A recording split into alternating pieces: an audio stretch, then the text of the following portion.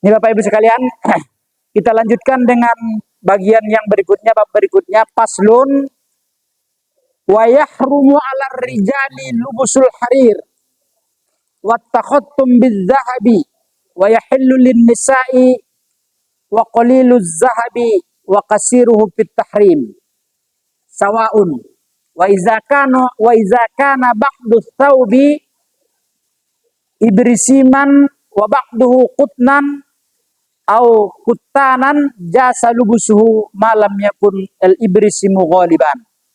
Ini adalah tentang masalah yang lain, tentang haram bagi laki-laki memakai sutra. Begitu juga menggunakan cincin emas, ya. Dikatakan di sini wa yahrumu 'alar rijal, haram bagi laki-laki memakai pakaian sutra. Pakai pakaian sutra. Saya pun tidak begitu jelas sutranya ini seperti apa prosesnya ini. Konon kata orang dibuat dari apa namanya itu? Ulat katanya. Saya tidak tahu bagaimana proses pembuatannya itu. Cuman kadang-kadang ada juga kita menyebut itu kainnya sutra. Padahal mungkin bukan sutra yang dimaksud dari ulat itu gitu kan. Ini bahan sutra gitu ya. Nah, misalnya dulu pernah di Jambi ini kan batik. Wah, dari seberang tuh itu batik sutra.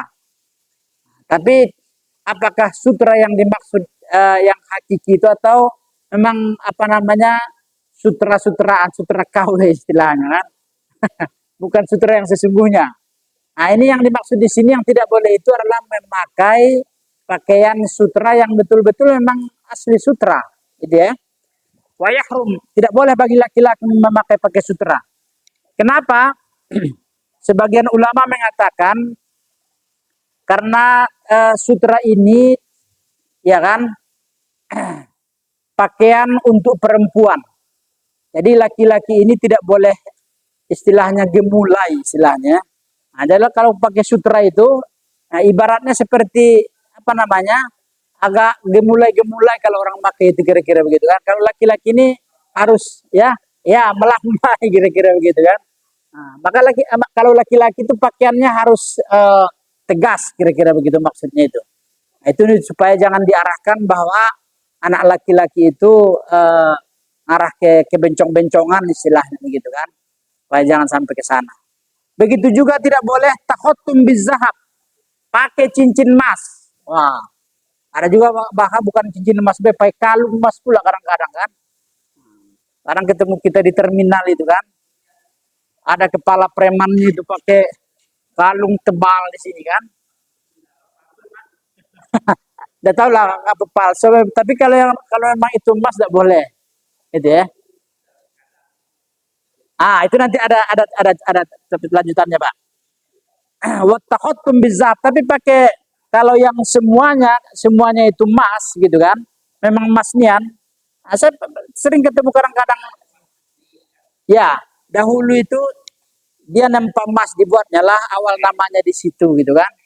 Ya, tapi barangkali karena dia tidak tahu mungkin ya. Cuman kadang-kadang kita menyampaikan itu kalau bukan orang dekat kita, kadang-kadang takut tersinggung pula. Tidak boleh pakai emas tuh misalnya gitu. Tapi kalau kawan kita mungkin kita ingatkan lah gitu kan. Nah, saya sering ketemu yang seperti ini. Dia sengaja menempa cincin emas itu, ya kan katanya sekalian untuk nabung kata dia kan. Tapi pakai cincin emas sudah boleh bagi laki-laki. Ini sesuai dengan hadis Nabi, pernah beliau melihat seorang sahabat ketika itu menggunakan cincin emas. Lalu Rasulullah Shallallahu Alaihi Wasallam mengambilnya dan mencampakkannya ke tanah. Ya kan? Ini saking marahnya Rasul itu melihat laki-laki pakai cincin emas. Setelah dicampakkan begitu, sahabat yang lain mengatakan, ambillah lagi cincinmu itu, tapi jangan kau pakai, ya kan? Kau jual lagi. Tapi saking berkesannya dia Nabi mencampakkan cincin emasnya itu, saya tidak mengambil lagi apa yang sudah dicampakkan Rasulullah atau beliau, gitu kan? Itu nian sahabat itu ketika Rasulullah Shallallahu Alaihi Wasallam apa namanya melarang sesuatu itu memang sebenarnya sudah dia cut gitu ya, sudah dia batasi.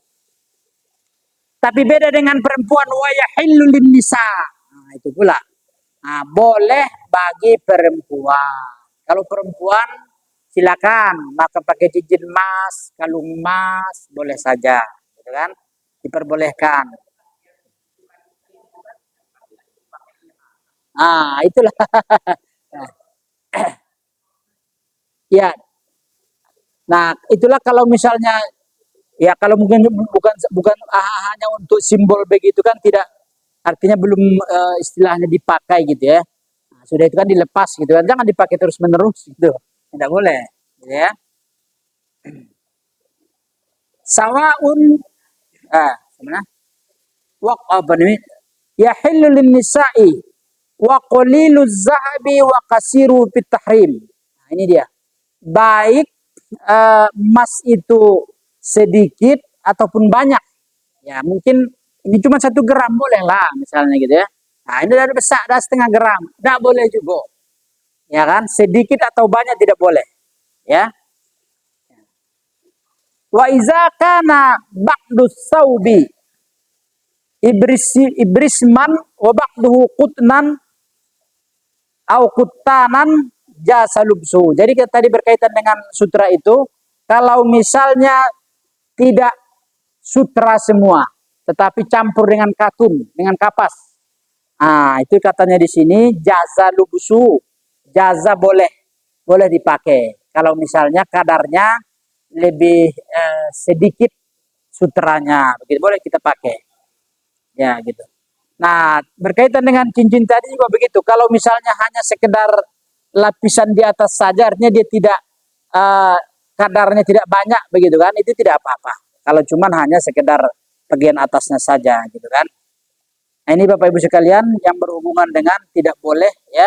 Jadi ini kita larang itu keluarga kita atau siapapun itu yang pakai kalung, pakai emas atau apa, gitu kan? Pakai kalung itu tidak bisa juga walaupun tidak emas sebenarnya. Ini ada kecenderungan anak-anak kadang-kadang jangankan orang-orang di luar, anak kuliah, anak duin itu saya ketemu itu masuk kelas pakai kalung, kan nampak di sininya kan, saya panggil, ya kan, kamu tahu tidak pakai kalung tidak boleh. Kenapa Pak? Pakai kalung itu menyerupai perempuan, gitu. Tidak boleh. Akhirnya dibukanya, gitu kan. Nah, kadang-kadang anak-anak itu tidak tahu bahwa itu tidak boleh karena dia melihat apa namanya tren, ya kan, melihat mode orang di luar-luar sana elok juga ke kalung ya, dipakainya pula gitu kan. Padahal itu adalah haram ya. Man tasyabbaha biqaumin fahuwa minhum ya. Tidak boleh kita apa namanya menyerupai lawan jenisnya. Ini Bapak Ibu yang dirahmati Allah Subhanahu wa taala. Barangkali ini saja ya, pada Jumat depan insya Allah kita masuk pada membicarakan tentang apa namanya yang penyelenggaraan jenazah atau diistilahkan dengan tajahizul mait ya, mulai dari memandikan, mengkapani, menyolatkan dan memakamkan. Itu nanti apa namanya tuntunan-tuntunannya akan kita sampaikan melalui pengajian ini insyaallah taala pada minggu yang akan datang. Misalnya Bapak Ibu sekalian, kalau ada yang ditanyakan silakan Pak Darlan, monggo.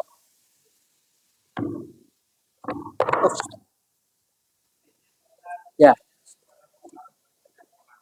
Ah ya.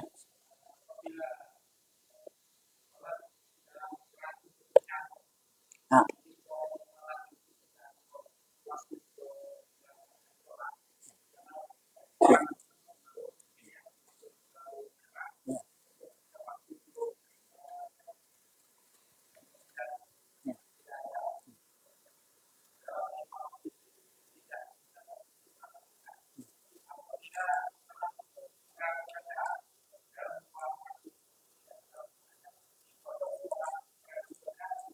Oh, ya. Baik. Jadi ketika tadi perang berkecamuk itu dikatakannya itu berapa dapatnya saja. Dapat takbir saja.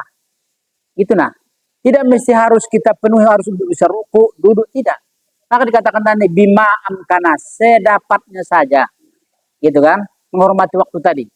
Ya, jangan sampai apa namanya tidak ada sholat ketika itu. Tidak boleh. Bagaimanapun berkecamuknya, gitu kan? Peperangan itu, ya kan? Allahu Akbar terus lari misalnya kan, ya kan? Sambil apa yang bisa dibaca, Bismillahirrahmanirrahim, Alhamdulillahirrahmanirrahim. Kemudian uh, tidak bisa ruku, lari saja terus begitu kan? Pokoknya pada kondisi seperti itu, apa yang bisa kita lakukan saja. Dapat tegak saja. Dapat baca kabiro kabiro saja. Dapat baca takbir takbir saja, tidak apa-apa. Ya kan, supaya kita jangan sampai apa namanya tarikus sholat, orang yang meninggalkan sholat. Ya, nah, iya begitu. Karena orang yang meninggalkan sholat ini, Bapak Ibu sekalian, dalam Al-Quran dikatakan masalah kakum fi sakor. Di hari akhirat nanti ditanyakan apa yang membuat kalian masuk kepada neraka sakor. Jawaban diantaranya manusia itu lam nakun minal musallin, karena kami tidak melaksanakan sholat. Nah, itu penyebabnya itu. Jadi faktor utama orang masuk neraka sakor itu salah satunya adalah karena meninggalkan sholat, tidak mengerjakan sholat itu.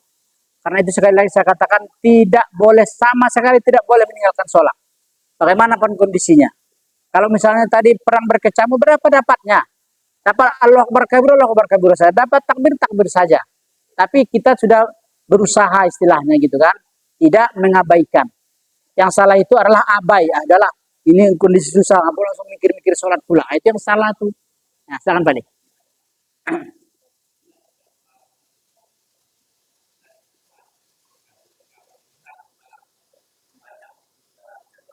Ah, ya.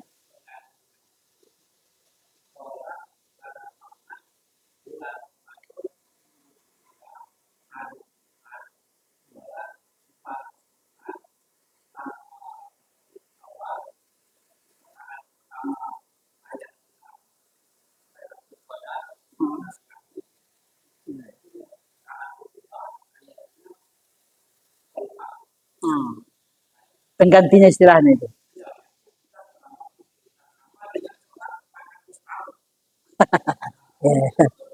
Iya, iya, iya, iya. Benar. Baik. Iya, iya. Jadi apa namanya? Sholat yang kita tinggalkan itu diganti dengan seperti yang disebut Pak Ali Rahman tadi. Saya sampai sekarang belum ada membaca sumbernya itu dari mana itu. Ya, tidak ada rasa sumbernya itu, ya kan? Nah, tapi kalau misalnya dahulunya kita banyak tinggal sholat, kita rasakanlah misalnya mulai kita akil balik, berapa kita banyak tinggal sholat misalnya. Nah kita usahakan Pak, ya kan? Bahkan ada ulama mengatakan itu, tidak usah dulu sholat melaksanakan sholat sunnah, bayar dulu utang yang jelas yang sudah tertinggal dulu itu. Misalnya kita ketika sholat zuhur, ya kan? Nah, setelah sholat zuhur itu kita berapa sholat zuhur yang kita tinggalkan? Kita kodok, kita niatkan kodo sholat yang tinggal itu, selain membayar utang istilahnya itu, gitu kan? Nah, begitu caranya. Ya, artinya yang penting itu ada usaha dari diri kita ingin membayar utang itu, Pak. Persoalan apakah terbayar sampai mati, kita serahkan kepada Allah. Sedaya mampu kita usahakan. Itu aja kuncinya, Pak. Ya kan? Nah, persoalan apakah tercapai atau tidak, kita serahkan. Tapi kita sudah ada niat usaha yang kuat untuk mengganti mengkodo ibadah sholat itu. Mudah-mudahan akan lepas, insya Allah. Yang salah ini cuek baik gitu kan. Tinggal adalah yang lalu yang berlalu kata dia kan. Tidak bisa, namanya utang gitu kan. Nah, utang kita itu mulai kita akil balik, ya kan, sampai kita nanti menutup mata itu harus kita tunaikan yang mana ibadah sholat itu memang sangat penting. Itu partner ya. Jadi kalau yang kita hitung apa namanya, kita ingat ada ibadah sholat kita yang tinggal, kita hitung-hitung aja lah. Kira-kira berapa kali. Kalau setahun itu zuhur tinggal berapa kali misalnya, gitu kan?